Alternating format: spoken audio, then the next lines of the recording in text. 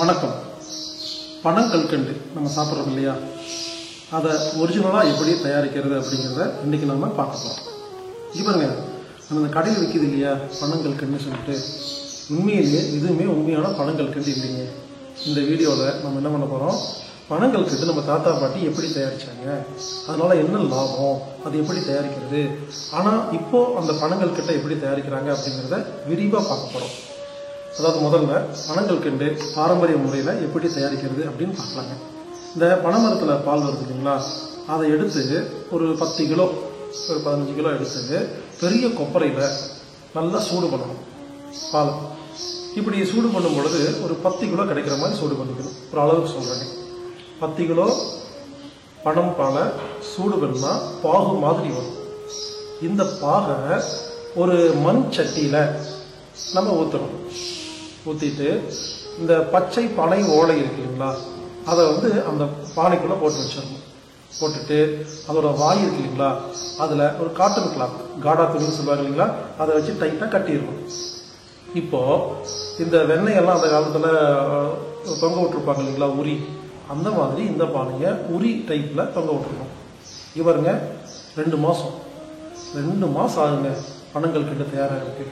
2 மாதம் கழித்து அதை ஓப்பன் பண்ணி பார்த்தா இந்த பச்சை பனை ஓலை இருக்குங்களா, அதில் ஒட்டி இருக்கிறது பனங்கல்கண்டு, அது இல்லாமல் கீழே இருக்கிறது தண்ணிங்க. அதாவது அதில் இருக்கிற சர்க்கரை மட்டும் தண்ணியாக பிரிஞ்சு அந்த ஓலையில் ஒட்டிக்குங்களாமா.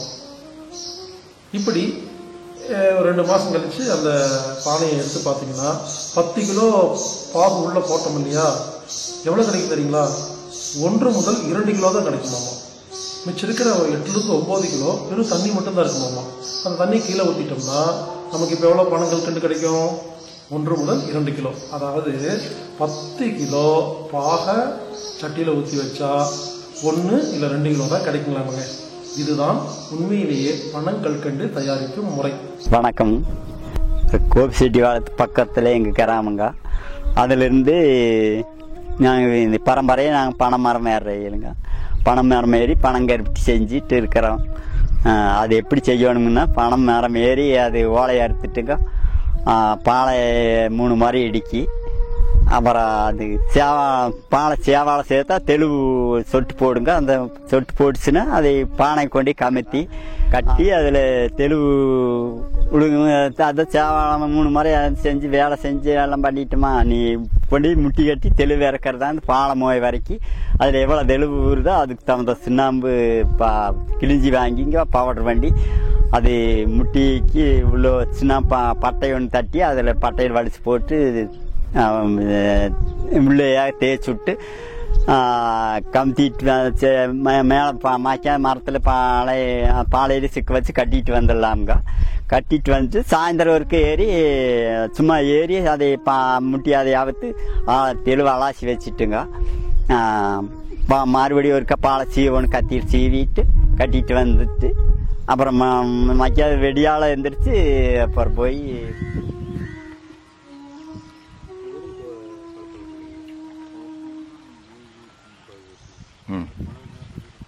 போதும்.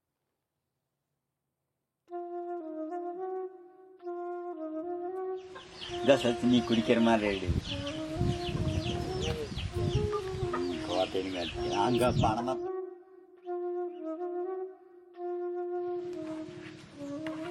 வெள்ளையாயிடுச்சு. பனைமரத்துலேருந்து தெளிவு இறக்கிட்டு வந்தாச்சுங்க. இறக்கிட்டு வந்து இப்போது இங்கே ஆலையை அடுப்புக்கிட்ட கொண்டாந்து அண்டாவை வச்சு அதில் வடித்து ஊற்றுறோங்க. வடித்து ஊற்றி நல்லா தீ பற்ற வச்சு நல்லா விறகு வச்சு எரித்து பால் கெட்டி வேண்டுறோமுங்க. கெட்டி ஆனதுக்கு பிறகு இன்னொரு பாத்திரத்தில் எடுத்து ஊற்றி பட்டை போட்டு தொலாவுறோங்க. தொலாவி எடுத்து பழவையில் மரப்பழவையில் ஊற்றி பனமெல்லாம் அச்சு பண்ணுறோமுங்க. அச்சு பண்ணி அப்புறம் எல்லாத்துக்கு விற்பனை செய்கிறது. பனங்கருப்பட்டி இதெல்லாம் எப்படி செய்யறதுன்னு செஞ்சு காட்டுறோங்க. இது வரைக்கும் பூச்சி எல்லாம் இருக்குன்னு இப்போ சடடை வச்சு வடிகட்டுறோமுங்க. வடிகட்டி தெளிவெல்லாம் ஊற்றி வடிகட்டி தீ பற்ற வைக்கலாம். பூச்சியெல்லாம் நிறைய விழுகுது பாருங்க, அதெல்லாம் வடிச்சாத்தானே அந்த பூச்சி நிற்கி.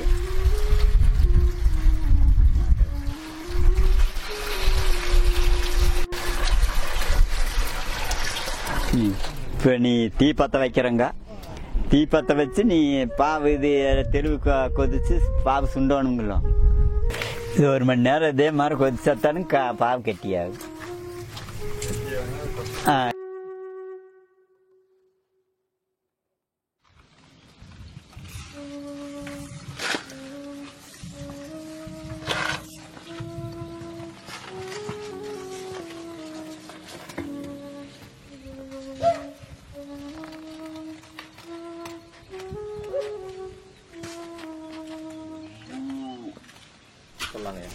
சார் இது பதமா இருக்கு, விளக்கண்ணி ஊத்துறங்க.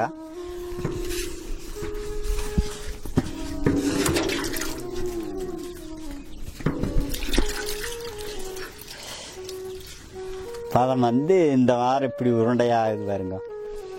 விளக்கண்ணி ஊற்றி பாகு நல்லா கெட்டியாக வந்துடும். இந்த மாதிரி உருண்டையாகிக்குங்க. அப்படி போட்டால் அண்டாவில் சிலை ஓடுங்க. நீ சாச்சிக்கலாம். கல்கண்டு ஓடுறதுங்க, பனங்கல்கண்டு தயாரிக்கணும்னா இதில் இப்படி ஊற்றணுங்க. ஊற்றலாங்களா?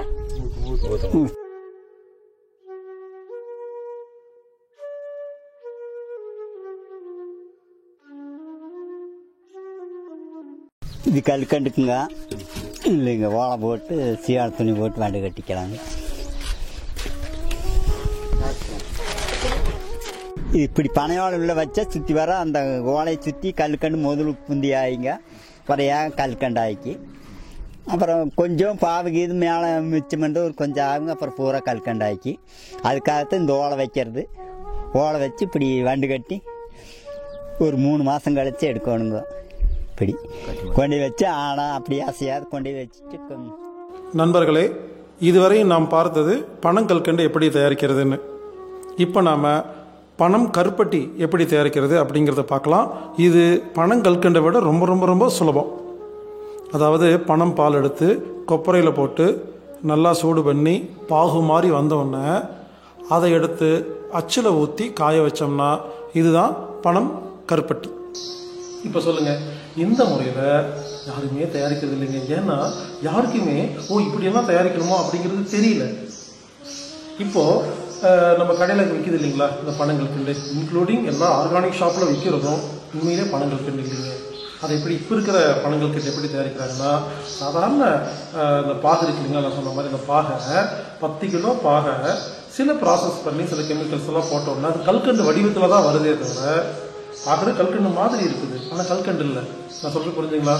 அப்போது இப்போ இருக்கிற பனங்கல்கண்டு எப்படி தயாரிக்கிறாங்கன்னா 10 கிலோ பாவை 10 கிலோ கல்கண்டாக மாற்றிடுறாங்க. அந்த காலத்தில் 10 கிலோ பாவை 1 கிலோ இல்லை 2 கிலோ கல்கண்டாக தான் மாற்றிருக்காங்க. ரெண்டுக்கு எவ்வளோ வித்தியாசம் இருக்குது பார்த்தீங்களா? இதோடைய ப்ராசஸே வேறுங்க, அதோட ப்ராசஸே வேறுங்க. அதில் இந்த பனை மரத்துலேருந்து வர பாலில் தயாரித்தா இது வந்து ரொம்ப நல்லதுங்க, ஃபஸ்ட்டு குவாலிட்டி, ரொம்ப அருமையானது, சிறந்தது. அது தென்னை மரத்தில் பால் வந்து இல்லைங்களா, அதுலேயும் கல்கண்டு தயாரிக்கலாம். இது அடுத்தது. அதுக்காக தென்னை மரத்தில் கிடைக்கிறது வந்து நான் தவறுன்னு சொல்ல வரல. இருக்கிறத குவாலிட்டியிலே பெஸ்ட்டு குவாலிட்டி பனை, அதுக்கப்புறம் தென்னை. அதுலேயும் இங்கே பாருங்க, எல்லா மாதத்துலேயும் எல்லா நேரங்கள்லையும் பனங்கல்கண்டு தயாரிக்க முடியாதாமா. இந்த பனை அந்த ஓலையோடைய அந்த பாலை இருக்கு இல்லைங்களா, அந்த பனை பாலை அது வந்து 4லேருந்து 5 சென்டிமீட்டர் கேப்பில் சின்னதாக இருக்கும்போது மட்டும்தான் இந்த கல்கண்டு தயாரிக்கிறதுக்கு பக்குவம் கிடைக்குமாமா. அப்போ பாருங்கள், அந்த காலத்தில் என்ன பண்ணுவாங்களாமா, மாசி மாதம் தான் இதுக்கான சரியான நேரமாமா. மாசி மாதம் பனங்கல்கண்டுக்காக ஆரம்பிப்பாங்களாமா. ஆனி ஆவடியில் இது பனங்கல்கண்டு தயாரிக்கிறதுக்கு சரியான மாதம் சொல்லி தயாரிப்பாங்களாமா. இது வந்து என்ன புரியுது, வருஷத்தில் 3 மாதம் மட்டும்தான் பனங்கல்கண்டு தயாரிக்கிறதுக்கான சரியான தருணமாக இருந்திருக்குது. அப்போது பனங்கல்கண்டுங்கிறது இவ்வளோ ஒரு முறையில் தயாரிக்கணுங்கிறது யாருக்குமே தெரியாதனாலையும், நம்ம தாத்தா பாட்டு நம்ம சொல்லிக் கொடுக்காதனாலையும், நாம் அதை கற்றுக்காதனாலையும் இப்போ நம்ம சாப்பிட்றது பனங்கல்கண்டே இல்லைங்க. இங்கே பாருங்கள், இந்த பனங்கல்கண்டு ஒரு சர்வ ரோக நிவாரணி. நான் சொல்கிறது உச்சி முதல் உள்ளங்கால் வரை எல்லா நோய்களையும் கம்ப்ளீட்டாக குணப்படுத்தும், உடம்பு ஆரோக்கியம் வச்சுக்கணும். இது வந்து நல்ல சக்கரை, எனர்ஜி கொடுக்கும், தெம்பு கொடுக்கும், சக்தி கொடுக்கும், உடம்புக்குள்ள எல்லா செல்லுக்குள்ளையும் போய் எல்லா வியாதியும் குணப்படுத்துங்க. அதனால் இந்த மாதிரி நான் சொல்கிற மாதிரி பாரம்பரிய முறையில் பனங்கல்கண்டு தயாரித்து நாம் இனிமேல் அதை பொதுமக்களுக்கு கொடுத்து அதன் மூலியமாக நம்ம பழைய முறைகளையும் பின்பற்றணும், ஆரோக்கியமாக வாழணும், நல்ல பொருளாக வியாபாரம் பண்ணணும் அப்படிங்கிறது நமது வேண்டுகோள். இப்போது உடனே கடைக்கெல்லாம் போயிட்டு ஏங்க இது வந்து அந்த மாதிரி இல்லையாமான்னு சொல்லி சண்டை பிடிக்க வேண்டாம். ஏன்னா யாருக்கு தெரியல. அதனால் இப்போ இருக்கிற பனங்கல்கண்டை இப்போதைக்கு நீங்கள் வாங்கிட்டு இருங்க. கொஞ்சம் கொஞ்சமாக அவங்களுக்கெல்லாம் புரிய வச்சு, எல்லாத்துக்கும் புரிய வச்சு நம்மளாம் தயார் பண்ணி இன்னும் கொஞ்சம் நாளுக்கு அப்புறமா நான் சொன்ன மாதிரி பாரம்பரிய முறையில் பனங்கற்கண்டு நம்ம சாப்பிடுவோம். இவர் வந்து கோபிக்கு பக்கத்தில், கோபிச்செட்டிப்பாளையம் பக்கத்தில் ஒரு 15 கிலோமீட்டர் தூரத்தில் சிறுவாலூர் அப்படிங்கிற ஒரு ஊரில் இருக்கிற ஒரு ஐயா ஒருத்தர். இவர் தான் எனக்கு வந்து இந்த விஷயத்தை கற்றுக் கொடுத்தாரு. ஒருவேளை உங்களுக்கு இது சம்பந்தமாக வேற ஏதாவது சந்தேகம் இருந்தால் நீங்கள் அவரை தொடர்பு கொள்ளுங்கள். விரைவில் இந்த மாதிரி பல ஊர்களில் இந்த மாதிரி பனங்கற்கண்டை செய்ய வச்சு அந்த பழங்கள்கிட்ட வாங்கி நம்ம கடைகளில் வியாபாரம் பண்ணுறது, மற்றவங்களுக்கு கொடுக்கறது, சொல்லிக் கொடுக்கறது, இந்த வேலையெல்லாம் நம்ம செய்வோம். இப்போதைக்கு இந்த மாதிரி தான் பனங்கற்கண்டு தயாரிக்கிறாங்களா அப்படிங்கிறத நம்ம கற்றுக்கிட்டு இருக்கிறோம். அதுக்காக இறைவனுக்கு நன்றி சொல்வோம். இது போன்ற விஷயங்களை எனக்கு அனுப்பிச்சு வைங்க, இது மக்களுக்கு சொல்லுவோம். எப்படியாவது இந்த குழி தோண்டி புதைச்ச நல்ல விஷயங்களை எல்லாம் மீண்டும் எடுத்து பொதுமக்களுக்கு கொடுத்து இந்த உலகத்தை மீண்டும் தற்சார்பாக ஆரோக்கியமாக ஒரு சுய பொருளாதாரத்துடன் வாழ்வதற்கு நாம் அனைவரும் உதவி செய்வோமாக. இப்படிக்கு ஹீலர் பாஸ்கர். மேலும் விவரங்களுக்கு www.anatomictherapy.org நீங்கள் தொடர்பு கொள்ளுங்கள். யூடியூப் சேனல் பாருங்கள், ஃபோன் பண்ணுங்கள் 9944221007. மீண்டும் சந்திப்போம். இப்படிக்கு ஹீலர் பாஸ்கர்.